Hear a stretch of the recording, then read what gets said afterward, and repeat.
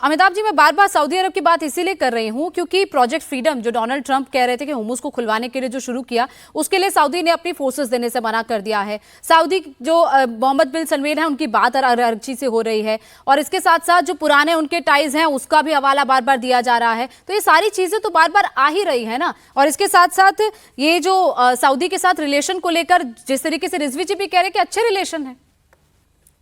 देखिए, पूरे gulf countries में अगर देखें तो ईरान के सबसे ज्यादा वर्कर्स कहाँ हैं? यूएई में। सारे शिया हैं जो सुन्नी स्टेट में काम करते हैं और वो वहीं रहना चाहते हैं। ऐसा नहीं कि वो भाग के आना चाहते हैं वापस ईरान।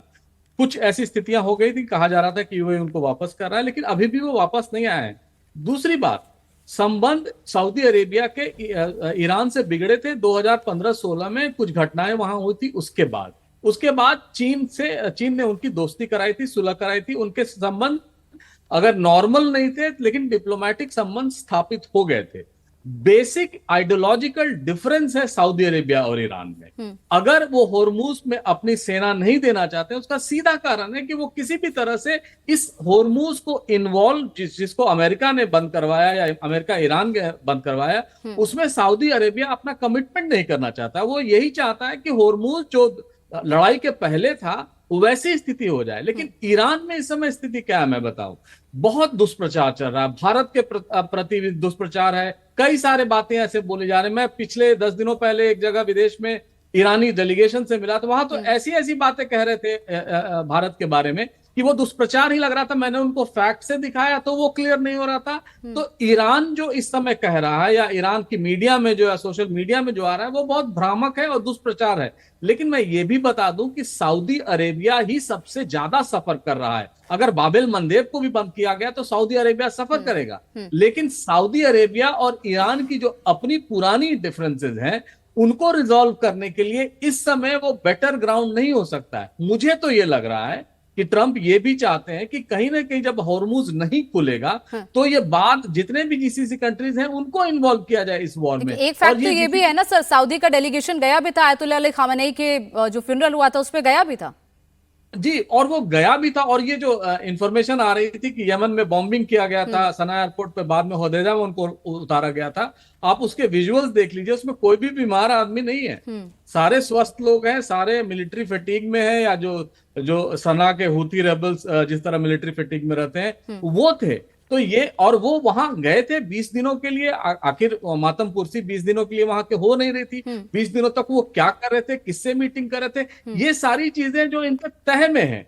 लेकिन हमें जो पता चलता है वो यही है कि ऊपर ऊपर से क्या चल रहा है। सऊदी अरेबिया इस समय सबसे ज्यादा रिसीविंग एंड पे है। उसका तेल सप्लाई जो पहले था उससे आधा हो गया है। तो ऐसे में सऊदी अरेबिया ये नहीं चाहेगा कि ईरान से वो दोस्ती करके और उनको होर्मुज को प्रोटेक्ट करे। ठीक है मेजर सिवाज, बार बार इजराइल की भूमिका को लेकर भी सवाल उठ रहा है क्योंकि 5 दिन से अटैक हो रहे हैं, इजराइल चुप बैठा है। इजराइल ने अपने फोर्सेस को लेबनान के अंदर बॉर्डर पे लगा दिया है, इसके साथ साथ गाजा में भी अंदर भी लगा दिया है। पूरा अपने फोर्सेस, अपने सीमा को पूरी तरह सिक्योर कर लिया है।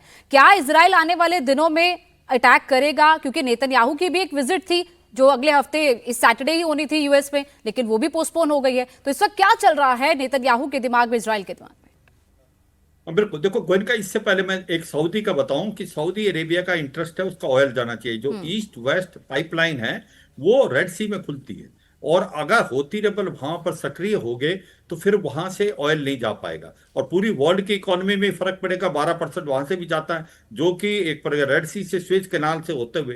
अगर नहीं तो आप चक्कर काटना पड़ेगा। जो कैप ऑफ गुड होप है, 15-20 दिन ज्यादा लगेंगे और करीब 30% ज्यादा उसके रेट्स बढ़ जाते।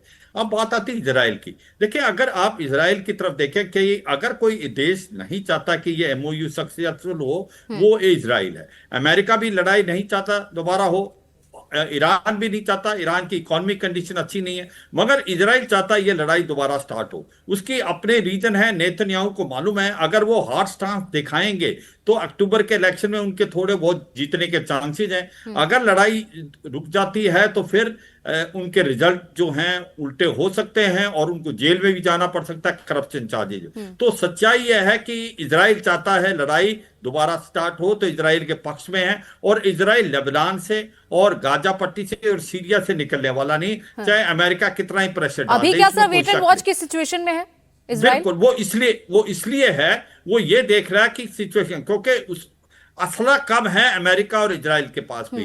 क्योंकि जो राउंड 1 हुआ था, आप देखें, जो पेट्रोल मिसाइल था, आयरन डोम, उसके अंदर जो इंटरसेप्टर थे वो बहुत कॉस्टली हैं और बहुत ज्यादा, इसीलिए सब कह रहे हैं अगर राउंड 2 होता है फिर भी ईरान का पलड़ा भारी हो सकता है, क्योंकि उसके रॉकेट मिसाइल ड्रोन अभी भी हैं 40 से 50%। मगर यहां पर जो पेट्रोल मिसाइल आप देखें, थार देखें, और जो बाकी दूसरी मिसाइलें हैं टोमाहाक, उसमें काफी कमी आई थी। तो इजराइल के पास अम्यूनिशन की कमी है, उसको 67% अम्यूनिशन अमेरिका से मिलता है। तो वो वेट एंड वॉच की पॉलिसी कर रहे हैं। इससे कतई ये नहीं है कि कल को लड़ाई स्टार्ट होगी तो वो हिस्सा नहीं लेगा, बहुत जोरों से लेगा, मगर वो ये नहीं चाहता कि बातचीत बने, वो चाहता है लड़ाई बढ़े। और नेतन्याहू का पर्सनल इंटरेस्ट है, क्योंकि वो चाहते हैं कि हार्डकोर जो हैं इजराइल में, उनका पक्ष भारी ना हो, बल्कि नेतन्याहू का भारी हो। मुझे लगता है एक सिचुएशन की फ्लूइडिटी है, मगर अभी भी ऐसा लगता है जिस प्रकार से बैक चैनल डिप्लोमेसी चली है, ऑल आउट वार होने के चांसेस कम है।